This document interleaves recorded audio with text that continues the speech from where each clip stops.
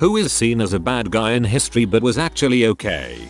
More so sports history, but the film Cinderella Man portrayed boxer Max Baer as a murderous psychopath who gladly killed 2 fighters in the ring. In reality, he was personally devastated by these deaths. In the one he was most directly responsible for, he ended up giving his winnings from his next few fights to the fighter's family. This unfortunately happens all the time in films. When they need a villain, they'll simply create one. Imhotep.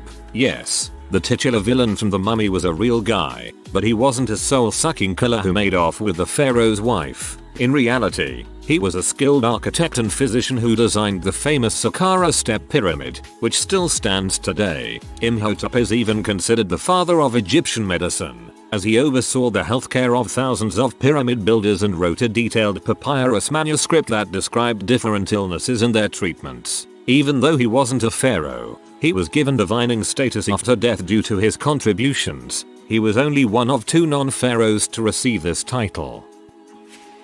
Richard III of England is getting a better look. They say he was actually a good king and that after he was deposed it was propaganda that ruined his name. Came here for this. Richard was done dirty by those slanderous tutors. In all seriousness, there was a lot to admire about Richard. At worst he was a man of his time. Captain William Bligh of the HMS Bounty, portrayed as a monster in novels and films. He was actually a well thought of naval officer who when forced off his ship sailed a small craft 4,000 miles with minimal provisions. When there was no suitable craft available, he and his crew then built their own and sailed from East Timor back to England. He was exonerated by the courts and had a successful career as Governor of New South Wales. Successful career as Governor of New South Wales. The Rum Rebellion was during his time and has, though perhaps unfairly, been seen since as least partly incited by him. Lucrezia Borgia wasn't actually as much of a villainous femme fatale as she was made out to be. I enjoy the character archetype, but she wasn't an example of one.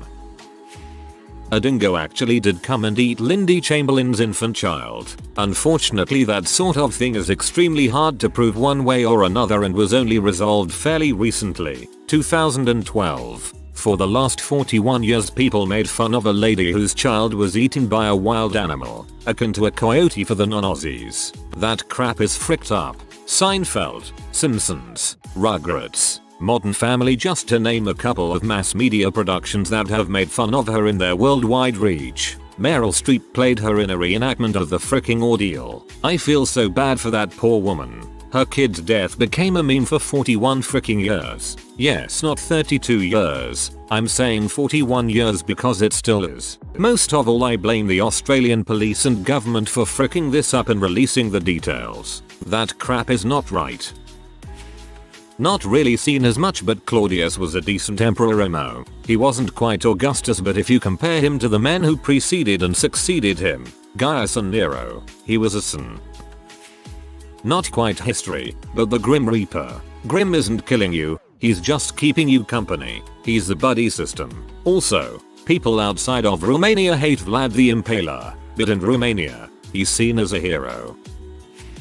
William Bligh, of Mutiny on the Bounty fame. In pretty much every movie adaptation of the story, Bligh is depicted as a cruel slave driver who has men mercilessly whipped for the slightest infraction, and the crew finally had enough of his tyranny and mutinied. Utter and complete bulls. In reality, Bligh was notably easy on his men for the day, and there is no record he ever ordered a flogging. He was known to allow men on watch in bad weather to come and warm up inside his own cabin. He and Fletcher Christian had been longtime BFFs before the Bounty. The mutiny happened because after long, hard months at sea, the Bounty had a 5-month layover in the tropical paradise of Tahiti, where many men and the crew began to live ashore with native women, and military discipline started to come unglued. Bligh had to enforce increasingly harsh restrictions, because the natives were eager for any sort of trade, and to get a little native tail, sailors were actually pulling nails out of the ship for trade. He came down hard on Christian because it was his duty to keep the crew in line and he was failing at it. So Christian and about half the crew mutinied, and set Bligh and 18 followers adrift in a small, dangerously overloaded boat. In one of the most mind-boggling feats of survival seamanship in history, Bligh managed to navigate the boat some 3,500 miles to safety. Paul Reubens. For decades of my life I was under the impression that Pee Wee Herman was guilty of some child predator crap. But no, dude was just spotted in a pee theater. I don't think the masturbation claims were ever even substantiated, meaning he lost his career because he legally watched pee in his personal free time. 1000% agreed. His show is a treasure.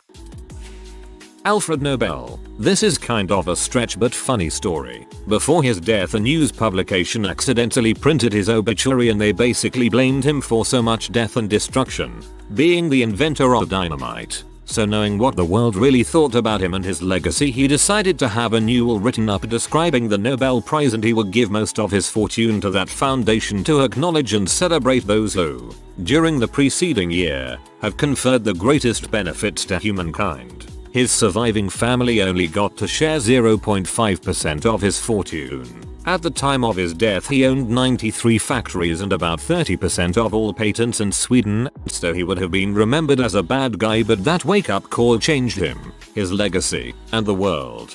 And, crazily enough, dynamite was invented and used because it was safer than the alternatives. Not a real person, but Western media has sort of equated Hades with the Christian devil, which is very much not who he was in actual Greek mythology. In fact, he's actually one of the most sober and well-behaved of the Greek gods. The only mischief he ever really gets up to is tricking Persephone into living with him. Otherwise he mostly kept to himself and did his job. It's funny because Zeus was basically an insane rapist and Hera was a jealous monster who loved to torment her stepchildren in a multitude of horrific ways. Thomas Sankara. When he led Burkina Faso it was probably the most progressive African nation at the time, and even by today's standards it would be up there when compared to them. He was also responsible for not only making it less reliant on France, but also its name, which used to be Upper Volta, and interestingly since he was a guitarist he also wrote the new national anthem. He was assassinated in 1987 after a coup. The play Mozart and Salieri, and later the film Amadeus, popularized the idea that Mozart's rival, Antonio Salieri, was a huge jerk who ultimately killed Mozart, but in reality there's no indication that Mozart was poisoned, or that Salieri had anything to do with his death. Also Salieri was a philanthropist and probably a lot more decent than theater film made him out to be when they needed an antagonist for Mozart. Salieri was the crap we can thank him for Beethoven, and he also taught Mozart's son Franz, which I think is really lovely. My bro Hades is the nicest man in all of Greek mythology. He's kind to his wife, doesn't cheat on her, and sure, he kidnapped her, but it was ordered he did, and Persephone really likes him and they love each other. He's always held truth to people, never cheated someone on deals, and when some dude tried to bang his wife he tortured him for all of eternity. The man is a Chad.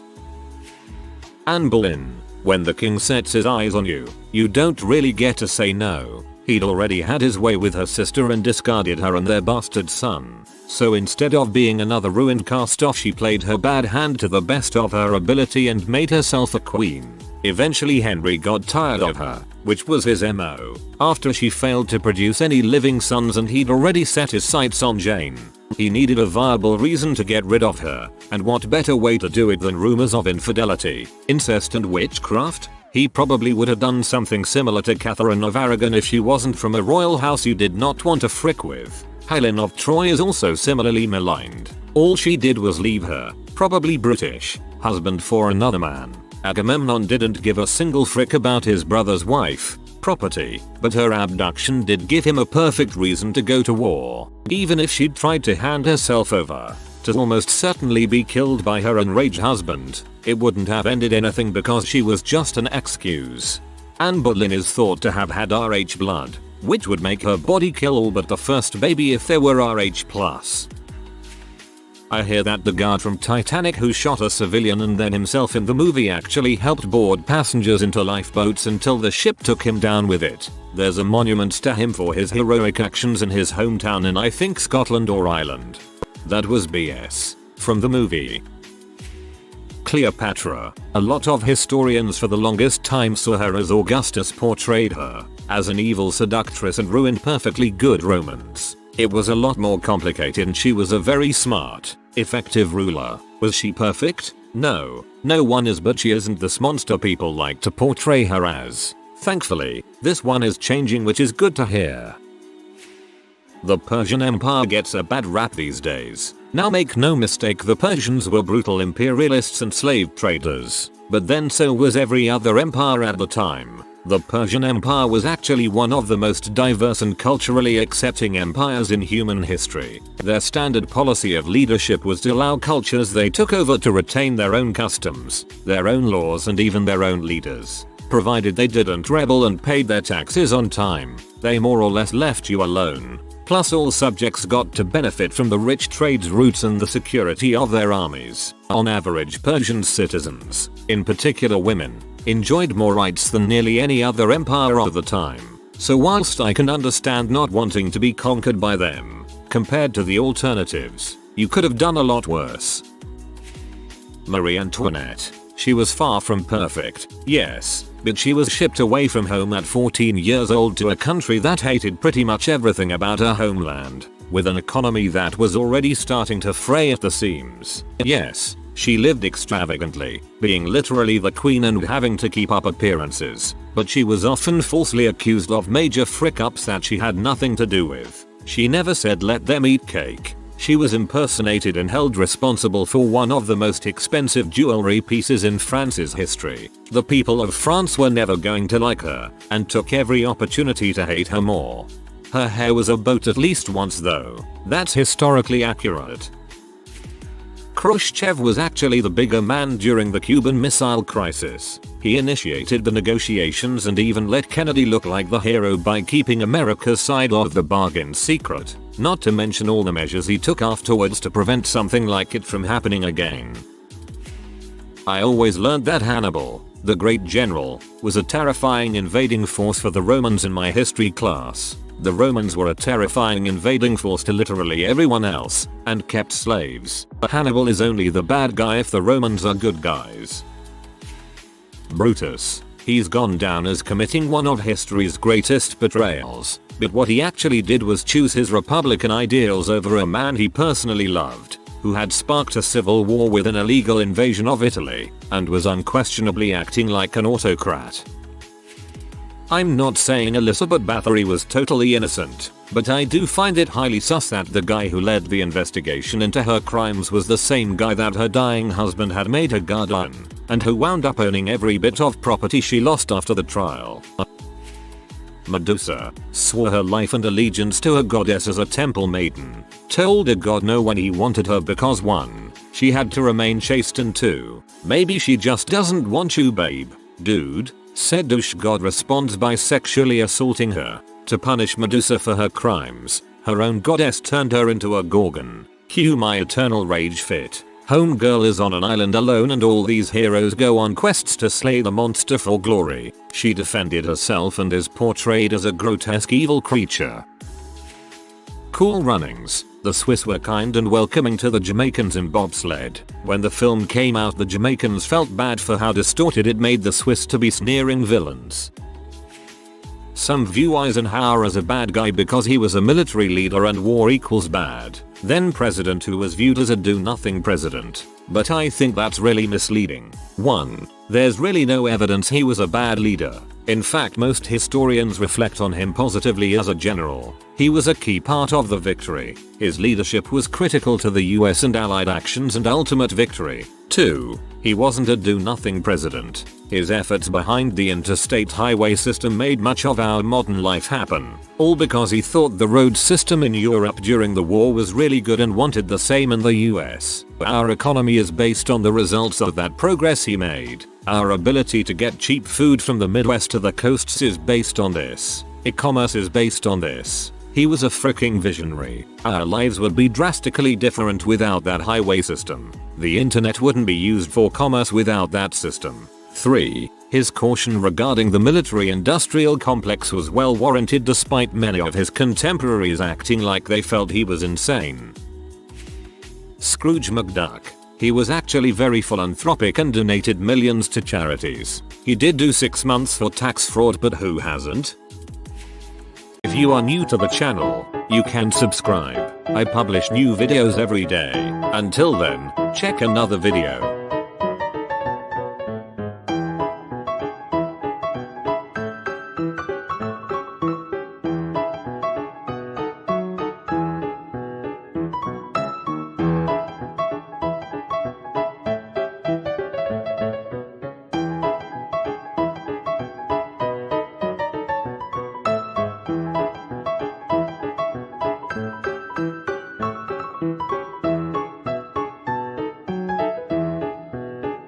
Bye for now.